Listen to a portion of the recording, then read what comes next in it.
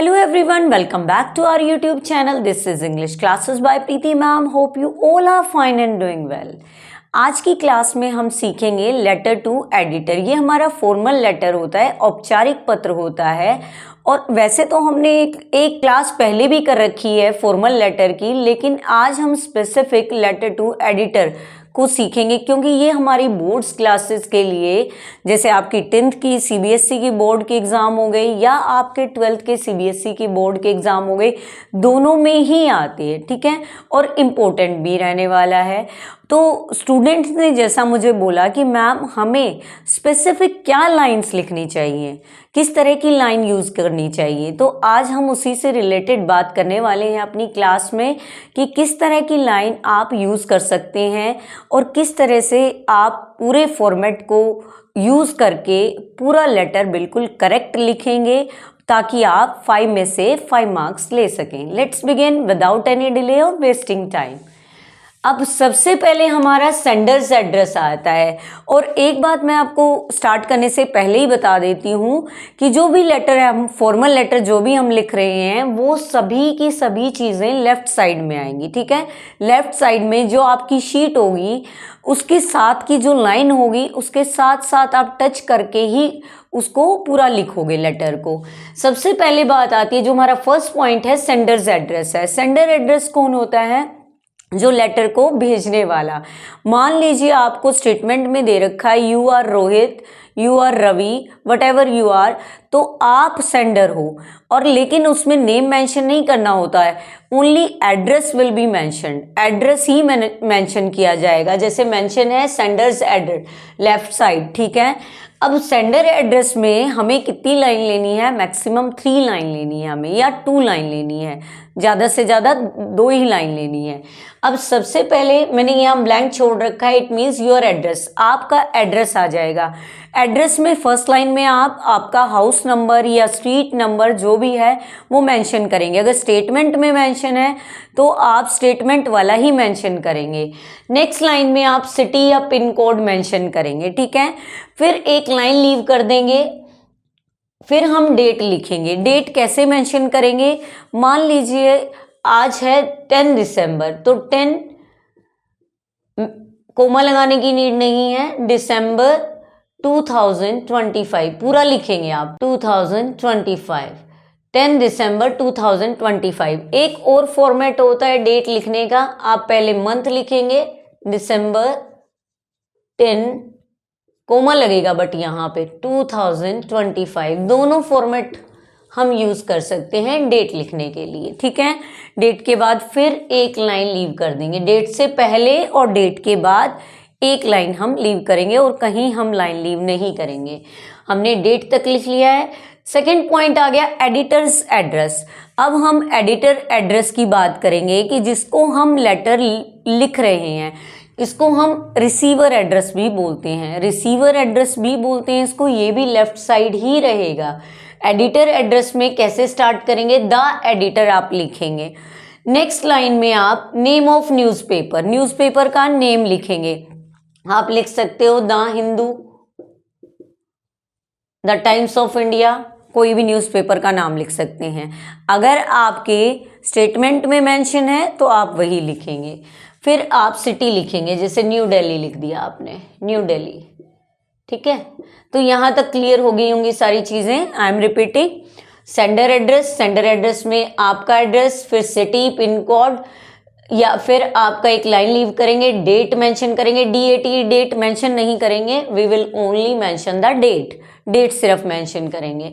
उसके बाद फिर से एक लाइन लीव करेंगे, फिर एडिटर का एड्रेस लिखेंगे। ऐसे हम लिखेंगे नहीं लेटर में एडिटर्स एड्रेस, सेंडर्स एड्रेस, कुछ नहीं लिखेंगे, हम सीधा एड्रेस लिखेंगे। अब द एडिटर आ गया, फिर उसके बाद न्यूज़पेपर का नाम लिख देंगे सीधा, द हिंदू या फिर times of India, what ever it is. Next हमारा सिटी आ गई, सिटी न्यू दिल्ली या जो भी सिटी मेंशन कर रखी है स्टेटमेंट में। 2 पॉइंट क्लियर हो गए। नेक्स्ट थर्ड आ जाएगा हमारा सब्जेक्ट। सब्जेक्ट हमारा बहुत ही इंपॉर्टेंट चीज़ होती है वो हमें शॉर्ट में लिखना है, ज़्यादा वर्ड्स यूज़ नहीं करने, 2 लाइन तो बिल्कुल भी नहीं यूज़ करनी। कई बच्चे सब्जेक्ट लिखने में ही 2 लाइन कवर कर लेते हैं, नहीं करनी 2 लाइन्स कवर। आपको सिर्फ 4 या 5 वर्ड्स ही लेने हैं जो सब्जेक्ट से रिलेटेड हैं। फिर सब्जेक्ट मेंशन करते हैं सब्जेक्ट को हम, और सब्जेक्ट के बाद आप सब्जेक्ट में लिख देंगे। नेक्स्ट 4th पॉइंट आ जाएगा हमारा सैल्यूटेशन। ये जो हम आपको फॉर्मेट बता रहे हैं ना, सैल्यूटेशन हो गया या फिर सेंडर एड्रेस हो गया, मेंशन करना है आपको, लेकिन इसको लिखना नहीं है। अब सैल्यूटेशन में क्या लिखेंगे, सर या मैम लिख देंगे, डियर भी लगाने की जरूरत नहीं है, रिस्पेक्टेड लगाने की जरूरत नहीं है, ठीक है, सर या मैम आप लिखेंगे। 5th जो मेन पॉइंट आ गया भाई अब हमारा, opening lines of all topics. कोई भी टॉपिक दे रखा हो, आपको एडिटर को कोई लेटर लिखना है, चाहे आपको कोई भी टॉपिक दे रखा हो, तो ओपनिंग लाइन आपको मैं प्रोवाइड करवाऊंगी, और वो भी 3 तरीके से। आपको फर्स्ट सेट है, ये हमारा फर्स्ट पॉइंट है कि पहला सेट कैसे करेंगे। 3 सेट में लिखवाऊंगी मैं आपको कि भाई आप ये नहीं तो ये यूज़ कर सकते हैं, ये नहीं तो ये यूज़ कर सकते हैं। 3 सेट में आपको लिखवाऊंगी। फर्स्ट सेट में देखते हैं आप न्यूज़पेपर के एडिटर को कैसे लिख सकते हो। ओपनिंग लाइन है ये, through the columns of your esteemed newspaper, ठीक है, फिर कोमा लगाएंगे। I would like to draw the kind attention of the concern authorities towards a serious issue, ठीक है। आप ये लाइन यूज़ कर सकते हैं अपने लेटर टू एडिटर में। अब मैं आपको 2 और तरीके बताऊंगी, अगर आपको ऐसे नहीं लिखना है तो आप उन 2 तरीकों को भी यूज़ कर सकते हैं। Hurry up students, grab your notebooks, जल्दी से अपनी नोटबुक ले लें और मेंशन कर लें जो लाइन आपको पसंद आती है ना, ओपनिंग लाइन, वही आप अपनी नोटबुक में मेंशन कर लेंगे और वही एग्ज़ाम में मेंशन करके आएंगे। अब सेकंड सेट देखते हैं हम कि कैसे ओपनिंग लाइन हम लिख सकते हैं। इससे पहले हमने फर्स्ट कर लिया है, ओपनिंग लाइन के लिए सेकंड है, this letter seeks to highlight a matter that demands immediate attention from both the public and the administration. ये लाइन भी आप लिख सकते हैं, लेकिन इससे पहले वाला जो फर्स्ट सेट था वो थोड़ा सा ईजी था और थोड़ा सा आप जल्दी उसको सीख पाओगे क्योंकि आप पहले से ही उसी फॉर्मेट पे काम कर रहे हो। नेक्स्ट हमारा सेट 3 है, ये भी आपके लिए इजी है, मुश्किल नहीं है।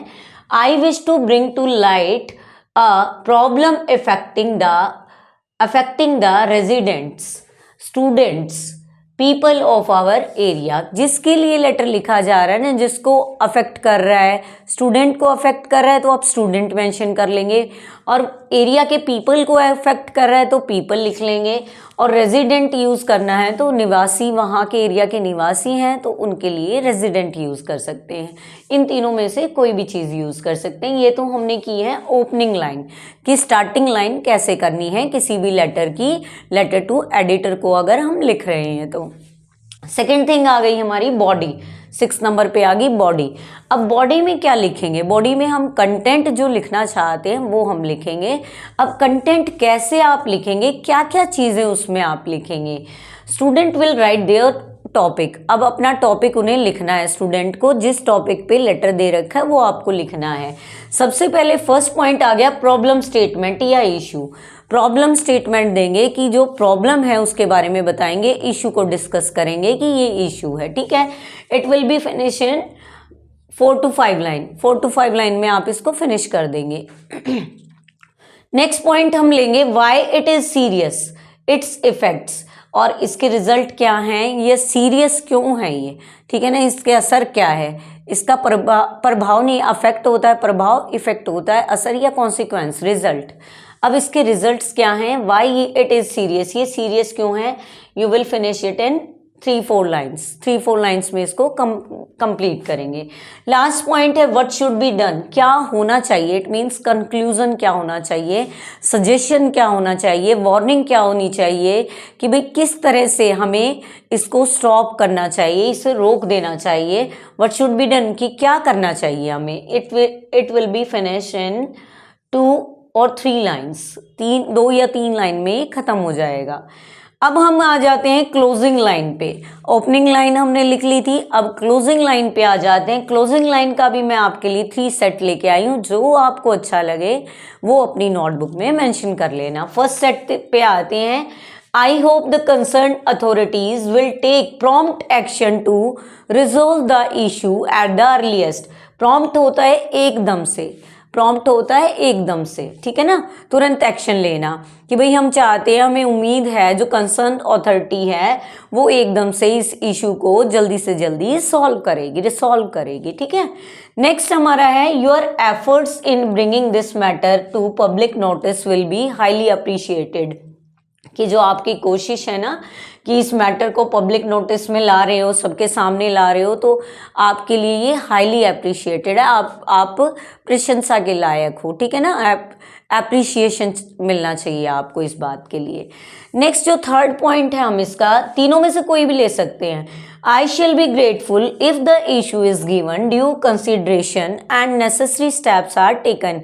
कि मैं आपका ग्रेटफुल हूँगा, आभारी रहूँगा अगर आप इस इशू को क्या करोगे, ड्यू टू कंसिडरेशन ध्यान दोगे इसकी तरफ और नेसेसरी स्टेप लोगे इसके लिए, ठीक है ना, आप इसको सॉल्व करोगे, वही बात आ गई। ये तीनों में से कोई भी आप चूज कर सकते हैं जो आपको इजी लगता है।